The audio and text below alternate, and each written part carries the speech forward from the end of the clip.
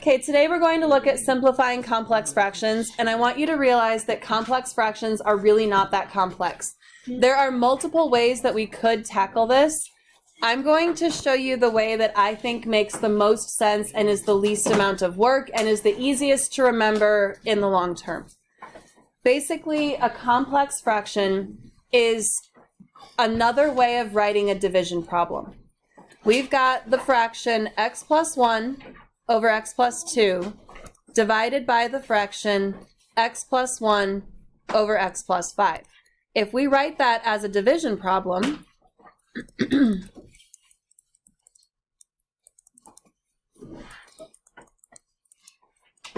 how do we do division problems? Keep the first fraction the same, and these can have parentheses around them because we can't factor them anymore. Change the sign to multiply and flip the second fraction. Once you've done that, if something is in one of the numerators and it matches something in one of the denominators, you can cancel it out. Is there anything that cancels out on the top and the bottom? The x plus 1 cancels, so our final answer is x plus 5 over x plus 2. A complex fraction is really just another way of writing a division problem, and we know how to do division problems, so this is no big deal. Let's look at example 2. If we think of this as a division problem, the top is 4y to the third over, do you see how it says 5x and then the 5x is squared? That means 5x times 5x, or 25x squared. We're going to change the sign to multiply, and what are we going to do with this second fraction? Flip it. So we've got 10x to the third on the top, and on the bottom we're going to have 2y squared. 2y squared means 2y times 2y, so that is 4y squared. Okay, do you already see some things that are going to cancel? The 4 is going to cancel. Can we simplify the fraction 10 over 25? If we divide them by 5, what's 10 divided by 5? 2. And 25 divided by 5 is 5. So for numbers, we have 2 on the top and we have 5 on the bottom. For x's, the x squared on the bottom can cancel out 2 of the 3 x's on the top, leaving an x on the top. What happens with the y's? 1 is left on the top. So our final answer is 2xy over 5. Another way to do that, we could have done 4 times 10 to get 40, 25 times 4 to get 100, and then we would have had to simplify the fraction 40 over 100, which would have given us 2/5. So there's a couple different ways that we could have reached that answer. Okay, so far, do you feel like if you saw those on your assignment, you'd be able to master them? Okay. All right. This time we have a slightly more complex fraction. For this first fraction, what do you think we should do with this top part? Factor it. We need 2 numbers that multiply to give us 3 and add up to 4.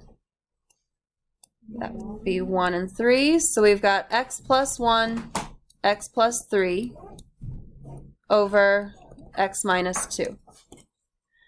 The bottom part isn't really a fraction, but we can make it a fraction by putting it over 1. And I want to take a moment to simplify that fraction. Do 2x and 6 have anything in common? Could we factor 2x plus 6? They have 2 in common. So really, we have this division problem. X plus 1 times x plus 3 over x minus 2 divided by 2 times the quantity x plus 3 over 1. So we're going to keep the first fraction the same. That looks messy right there.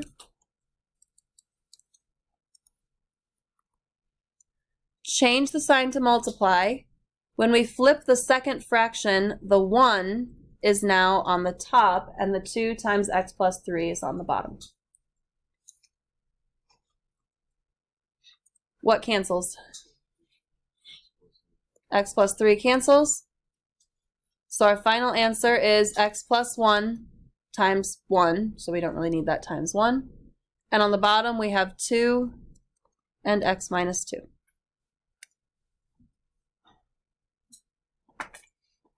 So sometimes you will need to do some work on the top and some work on the bottom before you actually do the division problem. I like to think of complex fractions as it's like the math book is trying to be efficient and put 3 problems into 1 problem. So first part is simplify the top, second part is simplify the bottom, and then do the division problem. And that is very evident in example 4 because now we have addition and subtraction in the numerator and in the denominator. So this top part, do these have the same denominator? Yes, so we can combine the numerators. This is x plus 2 over 3. That is the simplified top.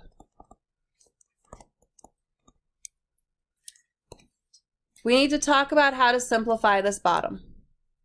Give myself a little bit more space. We have 1. I don't like minus. Instead, we're going to change it to plus a negative 2 over x. Can we make this 1 into a fraction? By putting it over 1. We can't add fractions unless we have a common denominator. What would make these have a common denominator? An x here and here. That gives us x plus a negative 2, so x minus 2 over x. That is the simplified bottom. So we need to do x plus 2 over 3 divided by x minus 2 over x. Keep the first fraction the same. Change the sign to multiply. Flip the second fraction. Is anything going to cancel on this one? Nope. So x times the quantity x plus 2 over 3 times the quantity x minus 2. And that is our final answer. But I feel like that looks less complex than what we originally started with. We took basically a crap ton of fractions and turned it into just one fraction.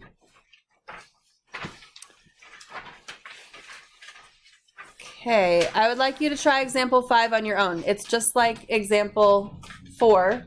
Simplify the top. I think the top's actually already simplified. Simplify the bottom and then do the division problem. The top is basically already simplified. On the bottom, we need to get common denominators. So we need an x on both of them. We also need an x plus 2 on both of them. So we would end up with a denominator of x times x plus 2. On the top, we'd have 3x plus 2x plus 4. So that would give us 5x plus 4 over x times x plus 2. So that is our simplified bottom. Now we need to do the top divided by the bottom. 2 over x plus 2. Change the sign to multiply. Flip the second one.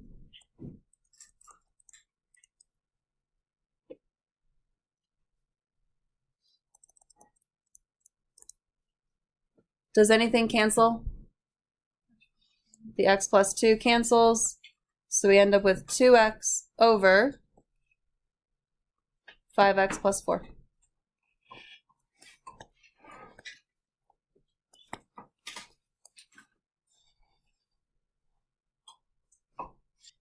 Assignment page starts on page 346 for 8 through 12 evens, 24 and 30.